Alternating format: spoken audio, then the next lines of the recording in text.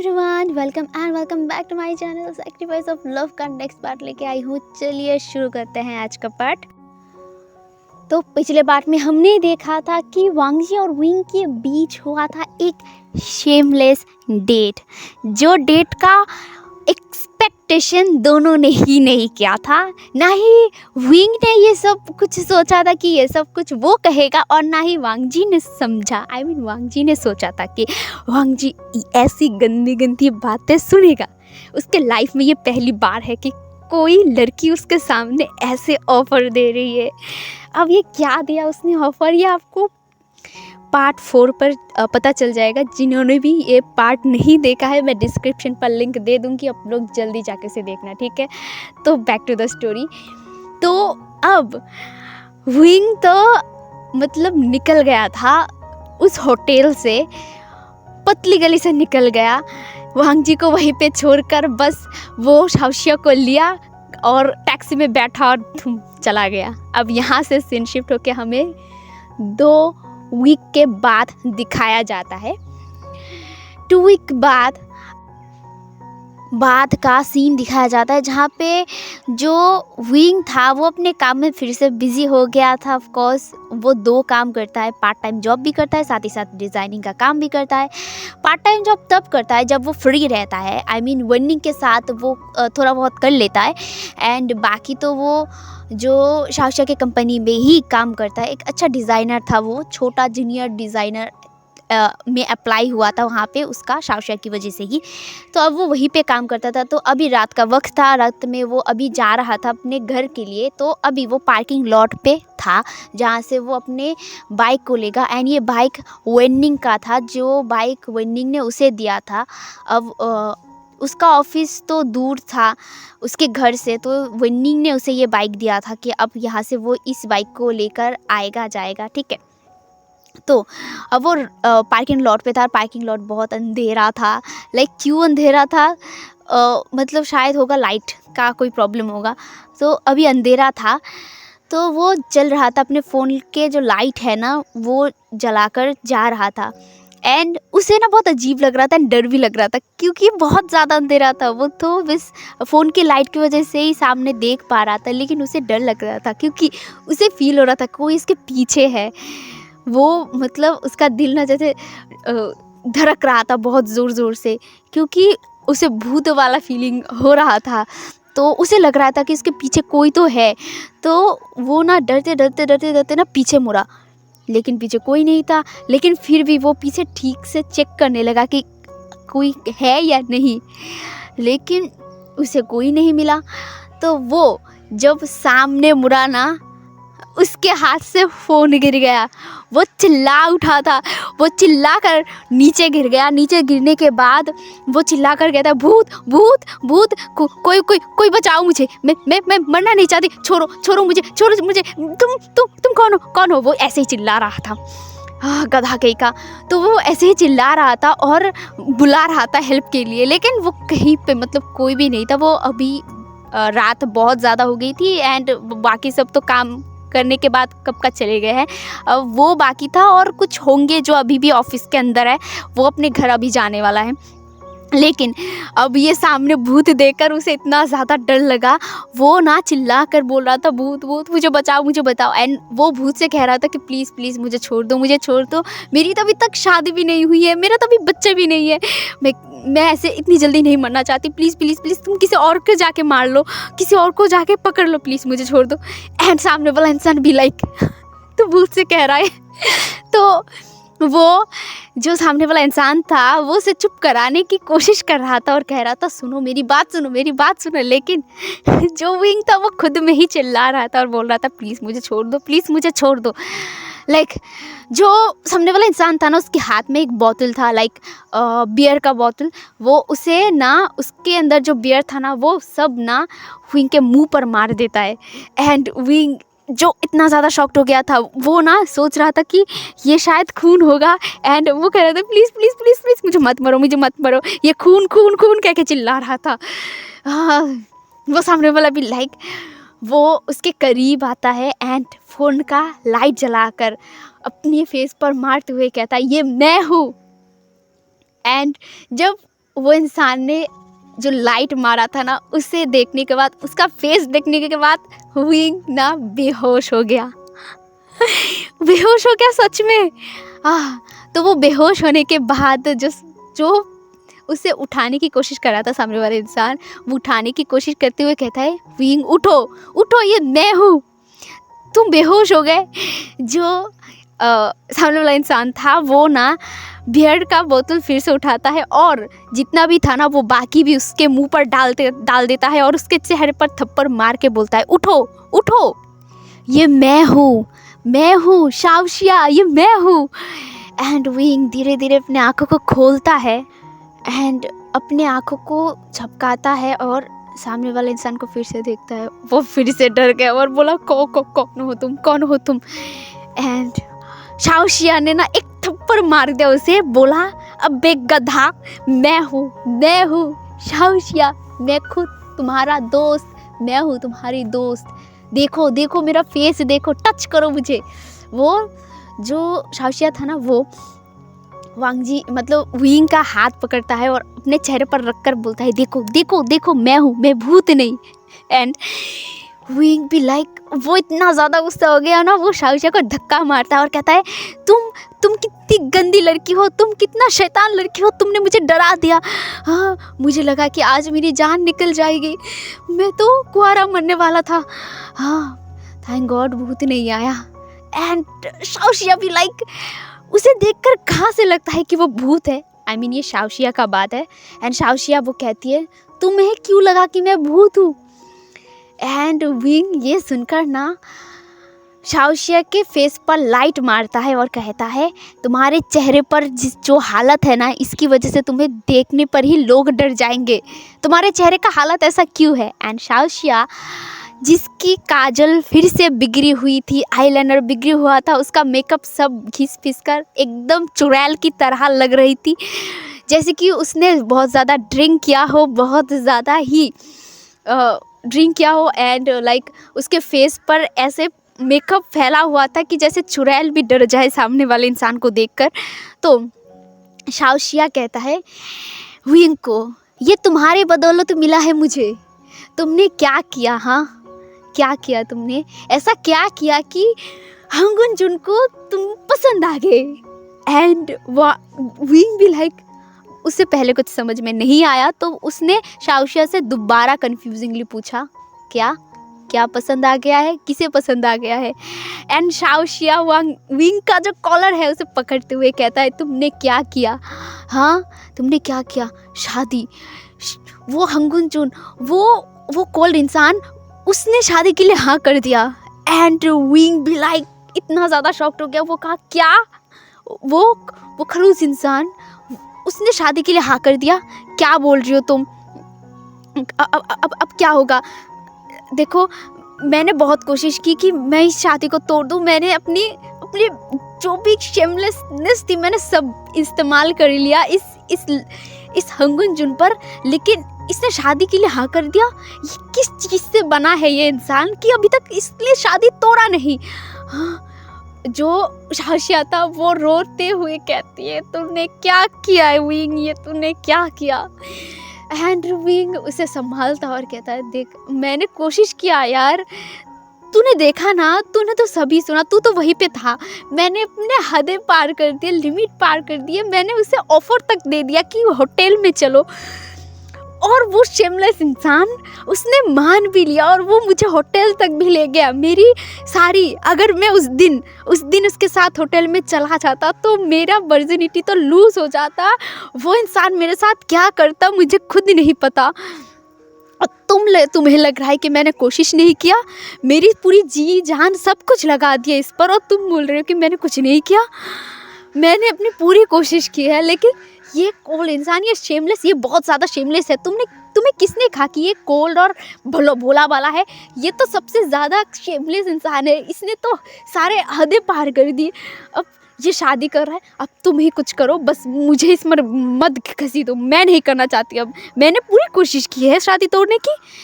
And जो शाओशिया था वो कहता है, प्लीज़ अब तुम्हें ये हेल्प करना होगा, और अब हंगुन जुन से मिलने के लिए तुम्हें ही जाना होगा। एंड विंग फिर से शॉक हो जाता है और कहता है, क्या, अब दोबारा बिल्कुल नहीं, मैं दोबारा नहीं जाने वाली, बस और कुछ नहीं कहना चाहती मैं। एंड शाओशिया उसे हक कर लेता है और कहता है प्लीज़ प्लीज़ प्लीज़, और ना अपनी जो चेहरा है ना उसे ना जो विंग का जो कोट था उसके ऊपर पोंछते हुए कहता है प्लीज़ प्लीज़ प्लीज़ मान जा, प्लीज़ प्लीज़ मान जा तू। अब अगर तू नहीं किया ना, देखना हंगुन जुन से पहले तो मेरा बाप मुझे मार देगा। मैं नहीं मरना चाहती, तू जैसे अभी कुंवारा नहीं मरना चाहता, मैं भी कुंवारा नहीं मरना चाहता। ये सुनकर विंग कहता है तो शादी कर लेना उसके साथ। अब ये सुनकर जो शाओशिया था वो विंग के सिर पर मारते हुए कहता है अब शादी करूं कैसे, और वैसे भी मैं शादी तो बिल्कुल भी उसे नहीं करने वाली, एंड अगर करने भी जाऊं अब ये मेरे पास कोई ऑप्शन नहीं है, क्योंकि तू गया था वहाँ पे शाओशिया बन के। अगर एक बार उसे पता चला कि ये सब नाटक था और तू जो शाओशिया नहीं है, तो मुझे नहीं पता कि हंगुन चुन क्या करेगा। तुझे पता नहीं हंगुन चुन जब गुस्से में आ जाता है तो कितना डेंजरस बन जाता है। अब तू नहीं चाहता, तू अगर चाहता भी है या ना भी चाहता है, लेकिन तुझे तो जाना होगा।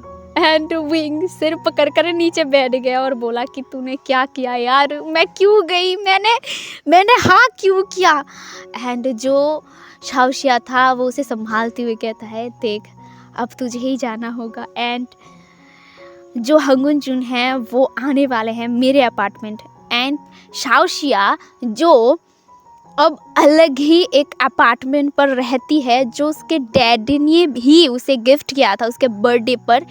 एंड अब वो अकेली नहीं रहती, अकेली रहती है, वो अभी अपने पेरेंट्स के साथ नहीं रहती, अपने अपार्टमेंट में रहती है। एंड विंग वो कहता है क्या आने वाला है, कहाँ पे, तेरे अपार्टमेंट पर। एंड ये सुनकर जो शाओशिया था वो कहता है हाँ वो आएगा, एंड इसीलिए अब तुम मेरे अपार्टमेंट पे रहोगे और मैं कहीं और जाके रहूँगा। एंड ये सुनकर विंग कहता है बिल्कुल नहीं, वहाँ पे मैं कैसे रहूँगा, और सबसे बड़ी बात वो शेमलेस इंसान तुम्हारे घर क्यों आएगा। एंड ये सुनकर जो शाओशिया थी वो कहती है आएगा तुमसे मिलने के लिए। अब मुझे नहीं पता वो किस लिए आएगा, बस अब मैं उससे दूर जाना चाहती हूँ, एंड तुम इसे संभालोगे मेरे लिए, प्लीज़ प्लीज़ विंग, अब तुम्हारे पास ही सब कुछ है, तुम ही सब कुछ कर सकते हो। एंड विंग ना वो चिढ़ते हुए कहता है मैंने क्यों हाँ किया था। वो अपने सिर पर मारते हुए कहता है मैंने ये सबक सीख लिया है, कभी भी किसी का भला नहीं करूँगी, नहीं तो खुद ही उसी में उस गड्ढे पे जाके गिर जाऊँगी। मेरे लिए ऐसा था, सामने खाई पीछे कुआं, बीच में मैं फंसा हुआ। वो और कुछ नहीं कह सकता, वो सिर्फ आगे बढ़ती और कहती है ठीक है, लेकिन अब इस शादी को कैसे तोड़ें, उसे कैसे बोले कि मैं ये शादी नहीं करना चाहता। एंड जो शाओशिया था वो कहती है हम लोग कुछ सोचेंगे, अभी प्लान करना बाकी है कि आखिर क्या करना चाहिए। तो ये सुनकर विंग कहता है ठीक है, और हाँ तुम्हारे हुलिया थोड़ा सा ठीक कर लो, तुम्हारा चेहरा ऐसा अजीबोगरीब दिख रहा है, भूत भी आके डर जाएगा तुम्हें देखकर। एंड ये सुनकर शाओशिया कहती है हाँ मैं ठीक कर लूँगी खुद को। एंड शाओशिया जो विंग के साथ चली जाती है बाइक पर, विंग के साथ वो वेंडिंग के पास जाती है। वेंडिंग जो अभी घर पर आ गया था अपने काम ख़त्म करने के बाद, वो आने के बाद डिनर बना रहा था, एंड शाओशिया भी आ गई वहीं पे। अब वो अपने घर नहीं जा सकती, वो ऐसी हालत में नहीं है कि वो खुद डिनर बनाए और खुद खाए, इसीलिए वो वेंडिंग और जो विंग था वहीं पे जहाँ पे वो लोग रहते थे वहीं पे चला जाता है। एंड वेंडिंग जब जो शाओशिया था उसे देखता है तो वो कहता है कैसी हालत बना रखी है तुमने तुम्हारी। एंड शाओशिया वो हंसती है और कहती है कि मैं क्या करूं, मुझसे वो कुछ हुआ, मतलब वो ना हकला रही थी, वो क्या कहे, उसकी चेहरा इतना ज़्यादा बिगड़ा हुआ था। एक लड़की का पैशन ही होता है कि वो सबके सामने सुंदर लगे, वेंडिंग हो या लड़की हो लड़का हो सबके सामने परफेक्ट है, लेकिन अब उसका चेहरा इतना हालत बिगड़ा हुआ था, वो खुद ही शर्मा रही थी। तो जो विंग था वो शाओशिया को अंदर लाती है, अंदर लाने के बाद उसे बेड पर बैठाती है और कहती है तुम यहीं पे रहो, एक काम करो तुम जाके अपने मुंह को साफ़ करके आओ, एंड मैं जाती हूँ वेंडिंग को मदद करने। एंड शाओशिया चली जाती है अपने यहाँ पर। एंड विंग जो वनिंग को सब कुछ बताती है, एवरीथिंग। एंड अब जो वनिंग था वो शॉक्ड होती है, कहती है अब क्या करोगे तुम, अब तो तुम भी फंस गए हो, एंड अब इस झमेले से तुम कैसे निकलोगे। एंड ये सुनकर विंग कहता है कुछ सोचना पड़ेगा। अब यहाँ से हमें सीन शिफ्ट करके हमारा फर्स्ट मेल लीग हंगुन जून को दिखाया जाता है, जो अभी गुस्से में अपने टेबल पर बैठा हुआ था, लाइक चेयर पर बैठा हुआ था और अपने सिर को पकड़ कर बैठा था क्योंकि उसका सिर दर्द कर रहा था, टेंशन में था। तभी उसका ऑफिस का गेट खुलता है और एक इंसान अंदर आता है और वो कोई और नहीं हमारे लैन शिचैन आते हैं। और लैन शिचैन वांग जी की हालत देखकर वो कहते हैं क्या हुआ वांग जी। एंड वांग जी वो कहता है मैं क्या करूँ ब्रदर, मुझे एक डिज़ाइनर की ज़रूरत है, बस मुझे डिज़ाइनर चाहिए और कुछ नहीं, मुझे नहीं मिल रहा है। एक डिज़ाइनर अच्छा नहीं है।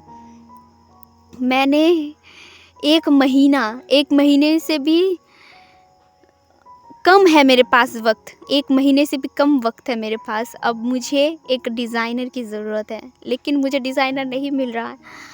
यह सुनकर जो लैन शिचैन थे वो हंसते हैं और कहते हैं कि चिंता मत करो, इसका भी सल्यूशन है मेरे पास। एंड ये सुनकर वांग जी कहता है सल्यूशन है आपके पास, क्या है। ये सुनकर जो लैन शिचैन थे वो कहते हैं कि तुम इतना पहले टेंशन करना बंद करो। मैंने अंकल से बात किया था और अंकल ने एक जुगाड़ किया है। एंड गेस व्हाट, जुगाड़ क्या है, जो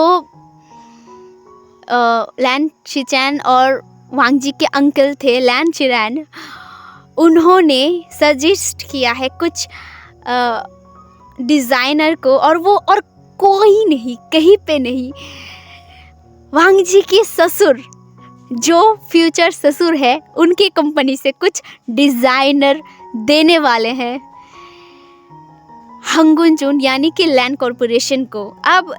अब जो शाओशिया की फादर है मिस्टर शाओ अपने दामाद के टेंशन को दूर करने के लिए कुछ डिज़ाइनर उनके कंपनी पर भेजना चाहते हैं। एंड ये ऑफ़र जो उसके अंकल ने मान लिया था, लैन चिरन ने मान लिया था तुरंत ही, क्योंकि सच में डिज़ाइनर की ज़रूरत है। एंड जो भी डिज़ाइन वांग जी देख रहा था वो डिज़ाइन उसे सब बकवास लग रहा था और उसे एक यूनिक डिज़ाइन चाहिए।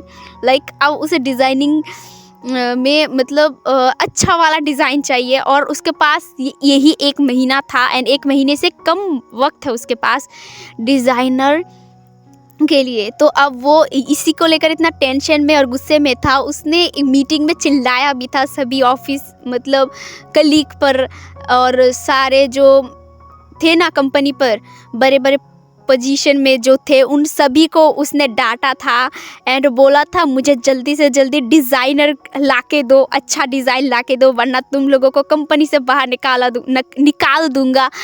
तो ये सुनकर जो वो सब लोग थे जो वांग जी के साथ जुड़े हुए थे वो सब डर गए थे। वांग जी का और आई कुछ अलग था, वो इतना ज़्यादा गुस्से में बोल रहा था कि सभी कांपने लगे थे। तो वो भी कोशिश कर रहे थे, लेकिन अब शाओ कंपनी उन्हें मदद करने वाली है एंड कुछ डिज़ाइनर देने वाली है जो अच्छे से अच्छा डिज़ाइन दे पाए। एंड गेस व्हाट, कौन जाने वाला है हंगुन जून के कंपनी पर, आई मीन लैन कंपनी पर, सॉरी टू माई टंग। तो अब हमें यहाँ से सीन शिफ्ट करके शाओ कॉरपोरेशन को दिखाया जाता है, जहाँ पे जो मिस्टर शाओ थे वो ऑफिस में सभी कलीग सभी डिज़ाइनर को बुलाती है एंड उस डिज़ाइनिंग पर, और जो मतलब सुबह का वक्त था एंड सारे डिज़ाइनर को बुलाया था मिस्टर शाओ ने। तो वहाँ पे हमारा वी भी था, जो भी जूनियर डिज़ाइनर था वो था वहीं पे ही एंड सभी अपने डिज़ाइन को दे रहे थे मिस्टर शाओ के पास। वो ये डिज़ाइन लेंगे एंड अपने दामाद को देंगे। मतलब कुछ डिज़ाइन जो लोगों ने तैयार किया था, वो जो स्केच होता है ना डिज़ाइन का जो स्केच, वो सभी डिज़ाइन पेश करने वाले हैं अपने दामाद के पास। अब दामाद चूज़ करेगा कि कौन सा डिज़ाइन बेस्ट है। तो वही कुछ ले रहे थे मिस्टर श्याओ। अब ये सब कुछ डिटेल्स जाने वाला था वांग जी के पास। गेस व्हाट, अब होने क्या वाला है आगे। तो मिस्टर शाओ ने सभी डिज़ाइन को लिया एंड एक ऑफिसर मतलब एक कर्मचारी से कहा कि इसे भेज दो लैंड कॉरपोरेशन। एंड जब ये लैंड कॉरपोरेशन गया तो ये पहले लैंड शीचेन के पास आया और लैंड शीचेन अपने ब्रदर के पास लेके आए। एंड वांग जी जो अभी लैपटॉप पर काम कर रहा था, एक मीटिंग कर रहा था फॉरेन से कुछ लोगों के साथ, वो डिज़ाइनिंग को लेकर बात कर रहा था।